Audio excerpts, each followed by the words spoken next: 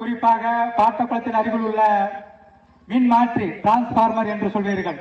அந்த மின்மாற்றி நமது ஊரில் இருந்து கம்மாய்க்கு செல்ல கலிங்கனுக்கு பக்கத்தில் உள்ள மின்மாற்றி, நமது ஊரில் இருந்து பானாங்குளத்திலிருந்து நாச்சியார்புரம் செல்லும் சாலை மற்றும் எங்கள் ஊர் கிணற்றில் மேல் ஒரு குப்பை குளம் சிறுவர்கள் விழுந்து விடாமல் இருப்பதற்கான உண்டான இரும்பு வலை, எங்கள் ஊர் மேல்நிலை தொட்டியின் தண்ணீர் கசிவை தடுத்து நிறுத்தி பராமரிப்பு பணிகள் செய்ய வலியுறுத்தி அதை பராமரிப்பு பணி செய்தது.